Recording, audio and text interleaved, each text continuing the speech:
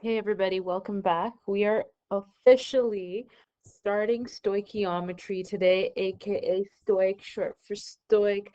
Um, this is one of my favorite units to teach. It's going to be one of the most important units. It's like the fundamentals of creating sentences. Science 10 was like learning the alphabet of chemistry, and now we're finally constructing sentences. Sorry, that was a very long intro. But today's learning goals are: can you define Stoic and write molar ratios? Okay, let's get started. So, stoichiometry refers to the quantitative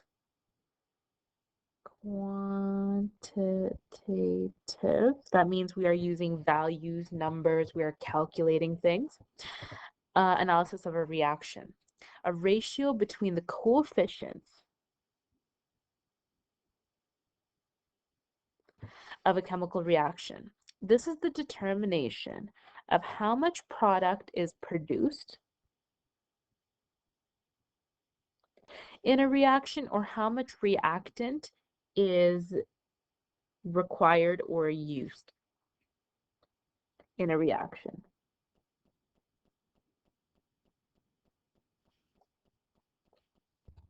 We are first going to start off by writing coefficient ratios. The balanced equation below shows the ratios of the reactants to the products. That should have an S on it. Okay, so we've got 8 bromine, 8 magnesium sulfide, producing 8 magnesium bromide, and 1 sulfur. So let's talk about how we write ratios in chemistry. What is the ratio of magnesium sulfide to sulfur? Okay, magnesium sulfide, that's this guy here. So that's 8 to sulfur, that's 1. Okay, so that's kind of like how we write a ratio in math. This is how we write a ratio in chemistry. 8 moles of magnesium sulfur to 1 mole of sulfur. Okay, this may look familiar to you. It's called a molar ratio.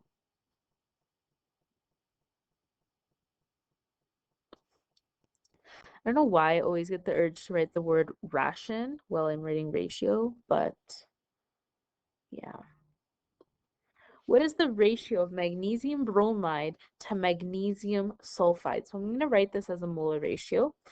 Magnesium bromide, that has 8 moles of magnesium bromide to magnesium sulfide, which is 8 moles of magnesium sulfide. It's a horrible G. So that's kind of the fundamentals of writing a molar ratio. Okay, so now we're going to understand how these coefficient ratios respond to each other. Example 2, following reaction, complete each statement. For every 8 molecules of bromine that reacts, 8 formal units of magnesium sulfite reacts. So it's like if 8 bromines react, then 8 magnesium sulfides are reacting with it. For every 8 moles, so formula units could be referring to moles, millimoles, etc. For every mole, 8 moles of magnesium sulfide that reacts, 1 mole of sulfur reacts. So let's erase this. It's saying that every 8 moles of this produces 1 mole of sulfur. For every molecule of sulfur that is formed, sulfur formed, blank molecules of bromine is reacted. So for every 8 of sulfur that is formed or produced, we are using 8 molecules of bromine. For every 2 formula units of magnesium bromide that forms, blank forms of bromine. So it's saying that we have, let's clear this reaction just so that we don't. Okay, so we have saying that we have 2 of this is forming. So to get there,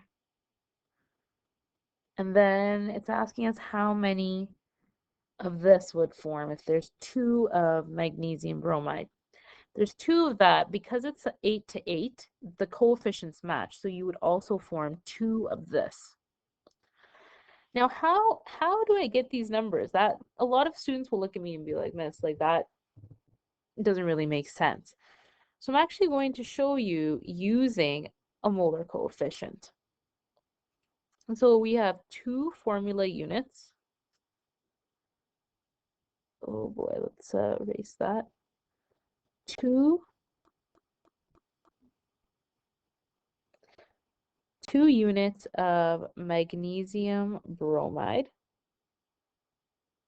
We want to find out how many bromine. Okay, so there are 8 moles of magnesium bromide.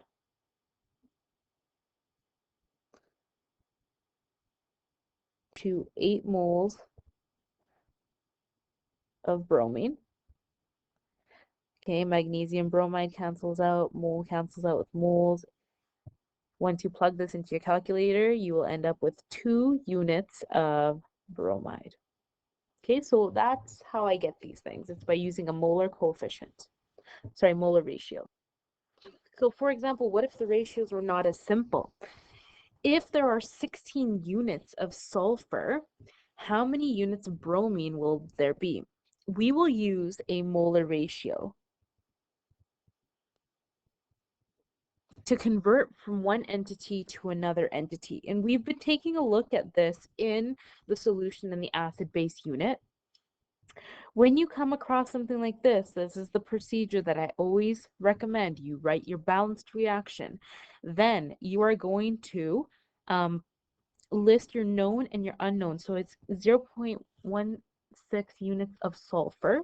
So 0.168 units of sulfur. How many units of bromine will there be or were used? So blank units of bromine.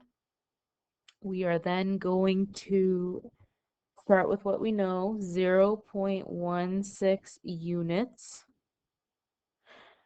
of sulfur. Then we will use our molar ratio. 1 mole of sulfur to 8 moles of bromine. Okay, sulfur cancels out, moles cancels out, and we are left with 1.2 units of bromine. If we are remembering our rounding rules or significant digit rules, we have 2 significant digits, so I need to round my final answer to 1.3 units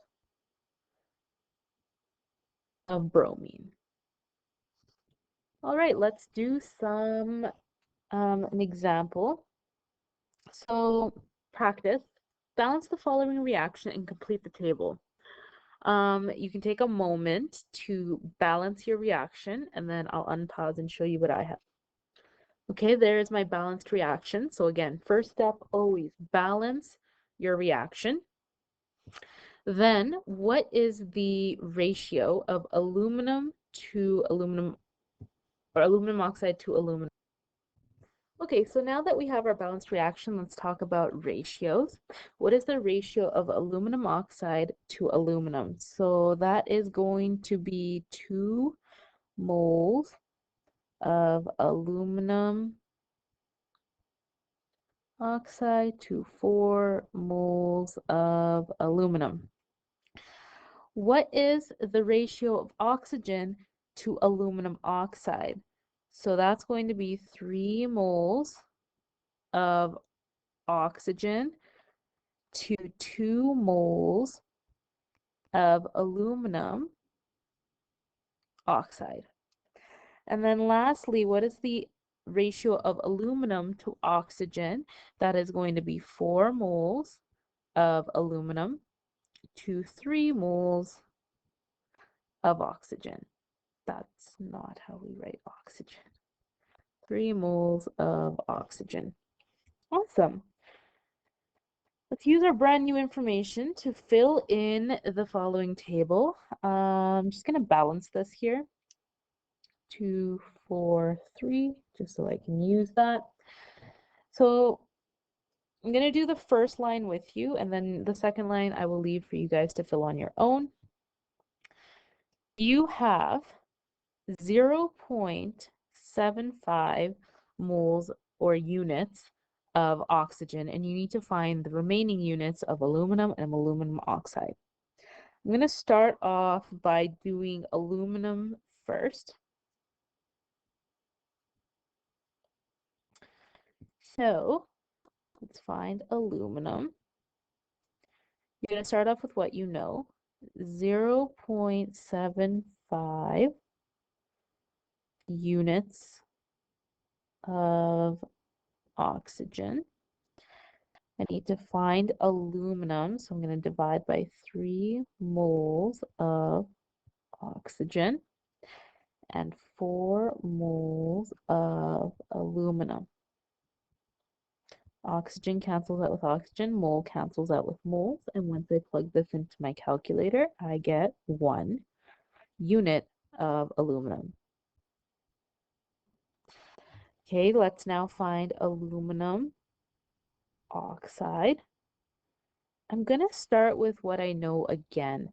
Yes, I know what aluminum is, but because it was not given to me in the problem, I'm not going to use it just in case I made a mistake finding that answer. I don't want it to affect my answer again. So 0.75, and that's a good rule of thumb. When you're looking for multiple things in a problem, you should always refer back to what was given to you if you have the choice. Divide by 3 moles of oxygen and multiply by 2 moles of aluminum oxide. Excellent. Oxygen cancels out, moles cancels out with moles, and I get 0.5 units of aluminum oxide. Okay, I'm going to let you try the next row on your own. When you're ready, you can unpause and check the answer. Okay, I get 6, 12, 9. Okay, I'm going to do one more row of the table with you. I'm going to do this one here with you, the decimal one, the harder one. Let's find aluminum first. So I'm going to start with what I know. I have 1.4 units of aluminum oxide, and I need to convert it into aluminum. I divide by 2 moles of aluminum oxide and multiply by 4 moles of aluminum. Aluminum oxide cancels out, moles cancels out, and I get an answer of 8. No, not 8, 2.8. Okay, one more time. Let's find oxygen this time. I start with what I know, aluminum oxide, and I have 2 moles of aluminum oxide, and then I multiply by 4, no, not 4, 3 moles of oxygen. Aluminum oxide cancels out, moles cancels out, and I am left with 2.1 units of oxygen. Okay, I'm going to let you try the last row up here by yourself. You can unpause to check your answer. Okay, you should get 8 and 6. The last part of this intro to Stoich is I'm going to just go over some definitions. Reagents are referring to our reactants. Okay, so let's say we're looking at a reaction of water forming. So H2O. No, that's not how water forms. You have hydrogen gas reacting with oxygen gas to form liquid water. Okay, these here are referred to as reagents. Now, between the two, one of them is going to be called an excess reagent and one of them is going to be called a limiting reagent. So an excess reagent, this is the reactant